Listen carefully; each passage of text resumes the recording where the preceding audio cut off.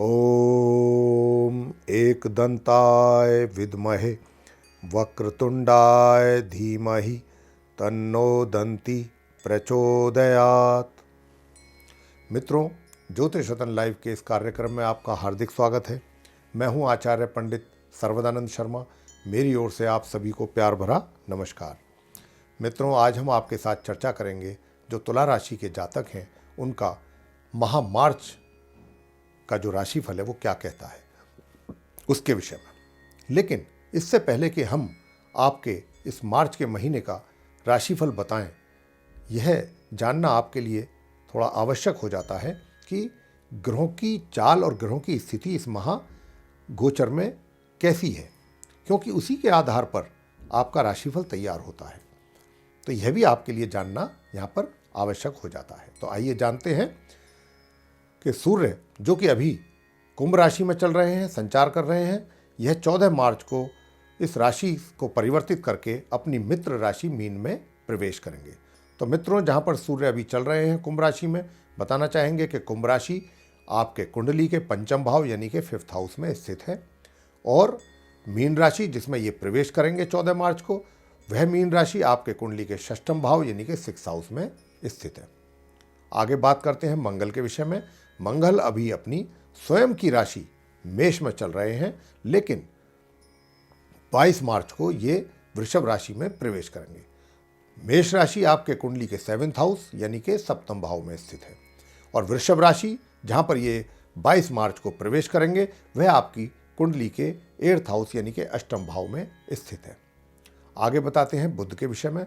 तो बुध मित्रों अभी अपनी नीच एवं शत्रु राशि मीन में बने हुए हैं, और 5 मार्च को ये वक्री भी हो रहे हैं। और मीन राशि मैंने आपको आगे बता चुका हूं कि आपके कुंडली के 6th भाव यानी कि 6th हाउस में स्थित है। और 15 मार्च को बुध इस राशि को परिवर्तित करके अपनी मित्र राशि कुंभ में प्रवेश करेंगे यानी कि आपके कुंडली के 5th हाउस में। गुरु बृहस्पति जो कि अपनी मित्र राशि वृश्चिक में संचार कर रहे हैं, और वृश्चिक राशि आपके कुंडली के 2th भाव यानी कि 2nd हाउस में स्थित है। और गुरु बृहस्पति भी मित्रों इस माह अपनी राशि परिवर्तित करेंगे 29 मार्च को, और यह इस राशि को परिवर्तित करके अपनी स्वयं की राशि धनु में प्रवेश करेंगे, और धनु राशि आपके कुंडली के 3th भाव यानी कि 3rd हाउस में स्थित है।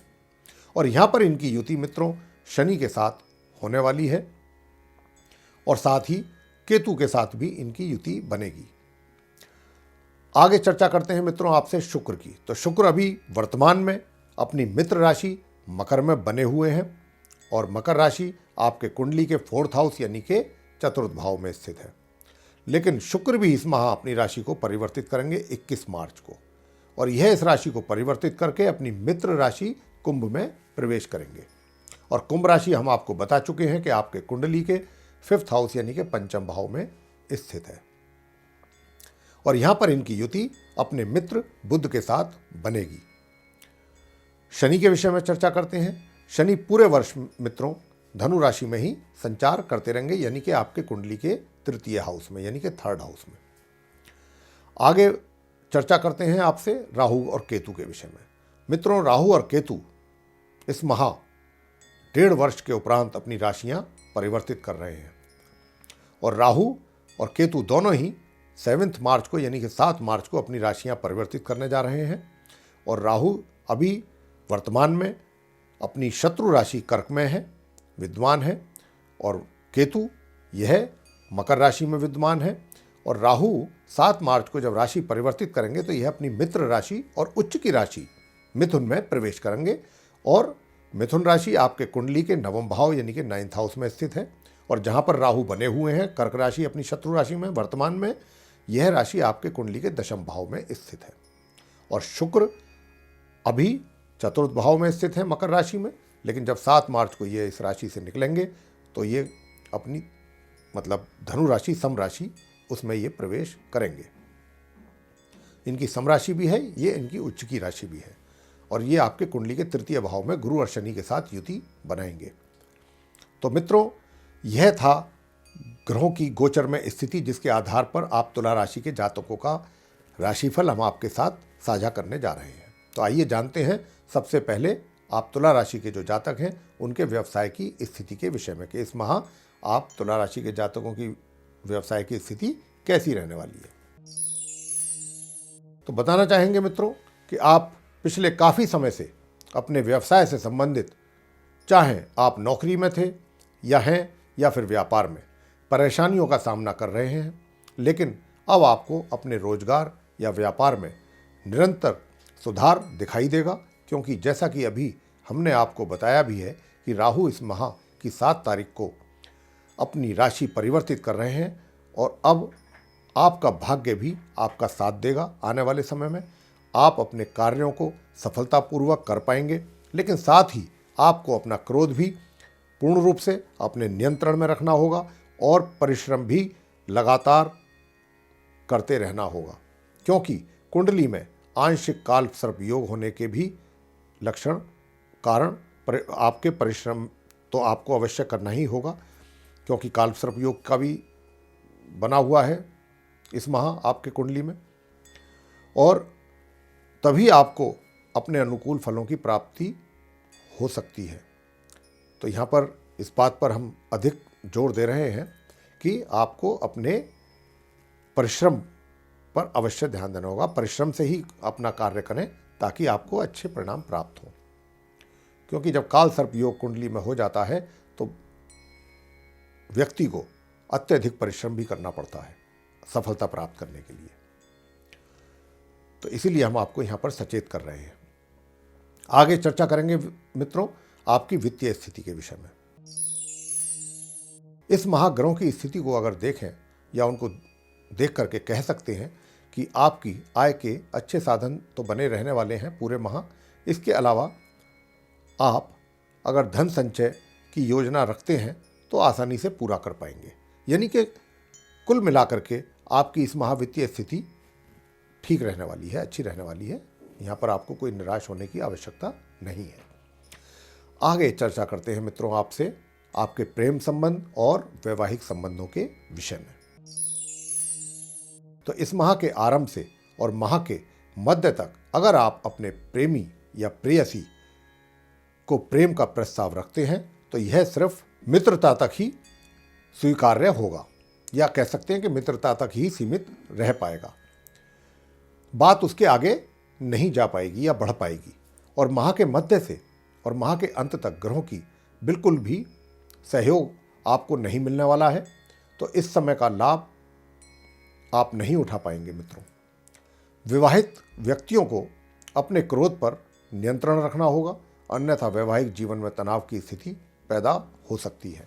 और माह के उत्तरार्ध में आपको अपने पार्टनर के स्वास्थ्य का भी कुछ ध्यान रखना चाहिए और रखना पड़ेगा, क्योंकि इस समय में कुछ ना कुछ स्वास्थ्य से संबंधित शिकायत आपके पार्टनर को यहाँ पर हो सकती है। तो मित्रों यह था आपके वैवाहिक और प्रेम संबंधों के विषय में। आगे आपको चर्चा करेंगे आपकी संतान के विषय में कि संतान को लेकर के ये माह क्या कहता है। अगर आप इस महीने अपने परिवार में नए मेहमान के आने का इंतजार कर रहे हैं, उनके आगमन का इंतजार कर रहे हैं, तो यह बताना चाहेंगे कि संतान प्राप्ति में आपको कठिनाइयों एवं परेशानियों का सामना तो करना पड़ सकता है, मगर माह के मध्य तक अगर संतान प्राप्त होती है, माह के मध्य तक, तो वह संतान ऐसी होगी जिसके ऊपर आपको गर्व महसूस कर सकते हैं। ऐसी संतान के ऊपर ऐसी होगी। तो ये तो हमने बताया उनके लिए जो पति पत्नी इस समय नए मेहमान के आने का इंतजार कर रहे हैं अपने घर में। माह के मध्य के उपरांत आपकी संतान शिक्षा में अपनी बुद्धिमत्ता का पूर्ण रूप से परिचय देने में सक्षम रहेगी। इस माह अगर आप चाहेंगे तो उस शिक्षा की प्राप्ति हेतु भी अपनी संतान को माह मध्य से और माह अंत तक विदेश भी भेज सकते हैं।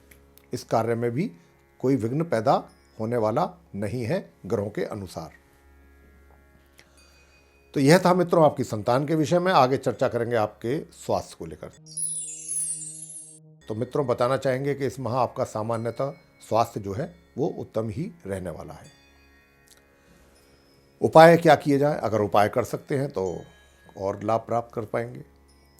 तो ओम नमो भगवते वासुदेवाय के मंत्र का जाप करिएगा।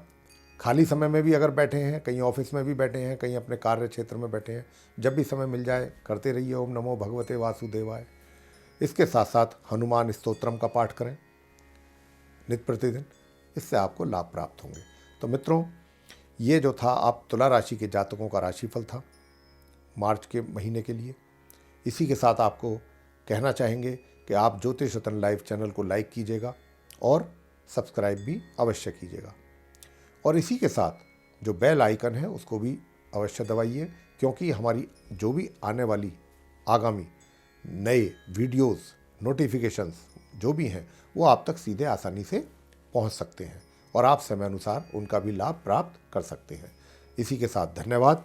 जय माता दी।